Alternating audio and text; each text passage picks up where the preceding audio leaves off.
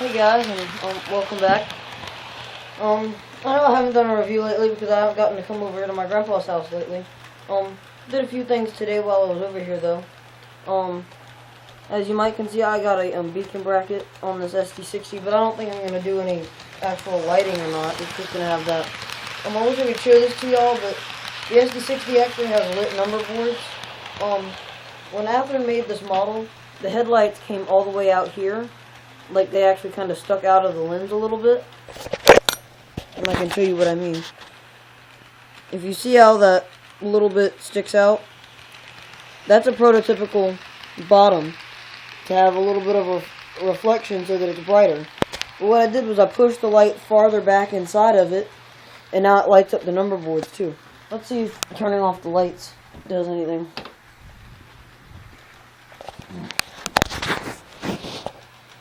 There, if y'all can see that, that's the number boards lit.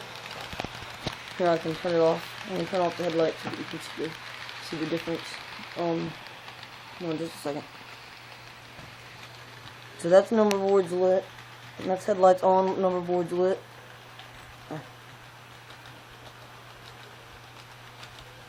And that's off, and that's on.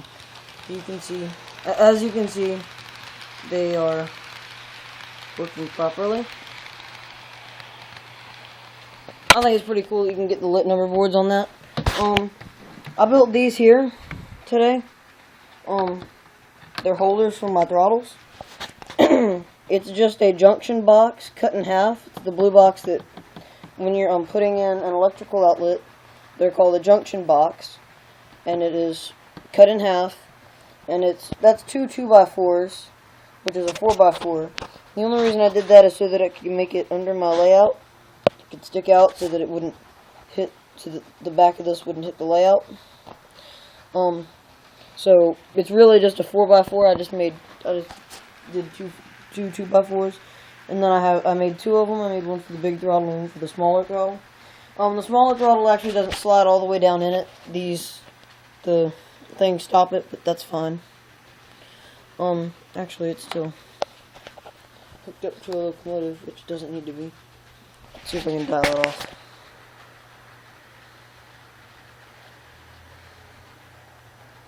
There he is. As you can see, it just kind of stops when it hits those. I have a nice train set up. I know y'all have already seen this thing, but I kind of like it. I forgot to turn it on. My truck with working headlights and everything. I got a load from my Exact Rail CSX car, and that's my Amtrak train moving behind it. Nothing real big updating except for oh, ow, that hurt. Okay, I hit my toe on the table leg. I got a 85-foot flat car, and it came with this 45-foot box car, which is a Vermont Railway. As soon as I saw this, I know Central New England Railroad talks a lot about the Vermont Railway, and has a when he does trains simulator, a computer simulator, which I personally have. He has a segment, or had a video on his Vermont Railway modifications to the game, and I just thought that would be pretty cool to show you. So, Central New England Railroad, if you're watching, I got that. I thought you might want to like and see that. Here's the car that it came with. It's an 85-foot car, and as you can see, I had to mess up the sides so that coupler could swing all the way that far. I got a few new things. I mean, I think I've showed you this before, but I put a load in it, and I was running it earlier today. It runs really well. Sorry I didn't have it on the layout or anything. I'm having problems with this. The little track status light doesn't want to come on, even though I have the track status wires hooked up. But I mean, not a big deal. Just that. Like that one has its track status light on. Stuff, and oh crap, I forgot to hook this thing back up too. I forgot to hook up the system to it, so it's not exactly good. Or if I would have tried to use my wireless, it wouldn't have worked. But there we go. Now the system's, it says it's back on the network, as you can see by as indicated by the green light. It says it is back on the network. I got these stand posts here. I set up that one there. And the other one, it was a little bit short and the intermodal car didn't fit under it, so I had to put these 2 pieces of styrofoam under it. But here's the other one, it actually has a light on it. And since it can't fit over both rails, it just fits over the one rail. But it only has the one set of lights that it is. Actually, I had to take the lights off and move them to the side a little bit, because the intermodal cars don't make it under that. The intermodal cars just barely make it under it, and where that was, the intermodal cars would hit the light, so I had to slide it over a little bit. Here, I can run this locomotive and I can show you the that bigger car with the auto car. When you see the auto car go under it, you'll see why.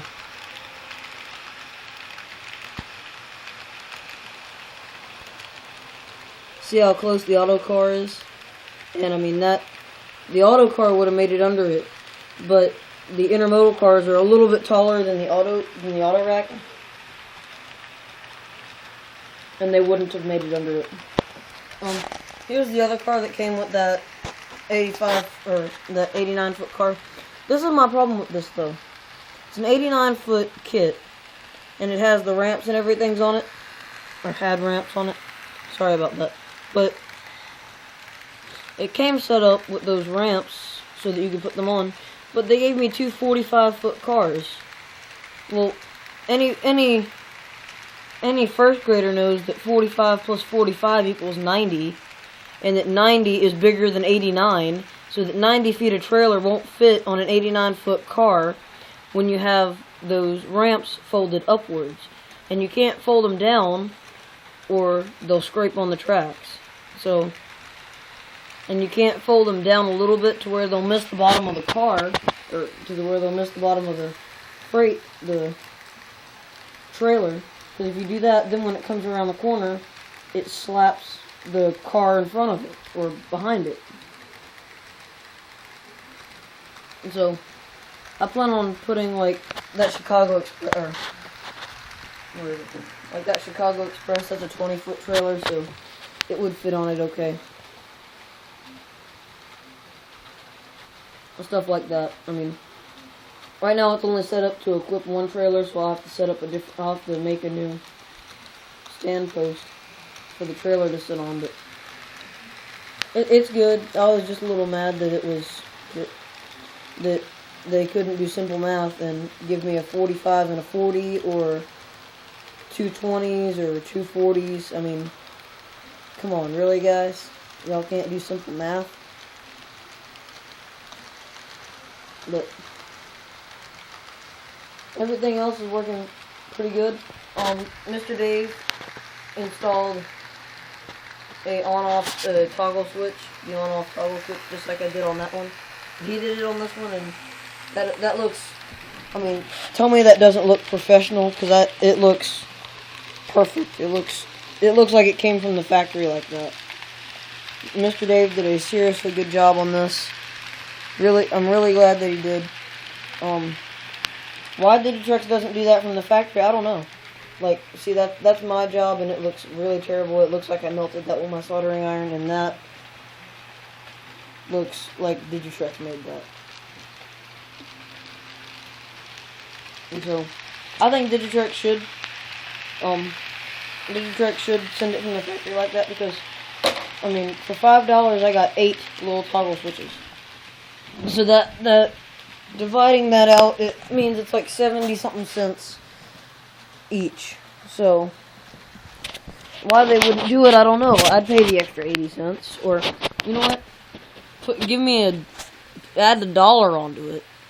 I don't care. Make it 100, or make it $213. $1 after you're spending $200 and something, $1 is not going to change anything. So, like I said, they should do that from the factory if they're going to be wireless. Like, that's a simplex radio. even though I'm only using the infrared, I can still unplug it and it's wireless.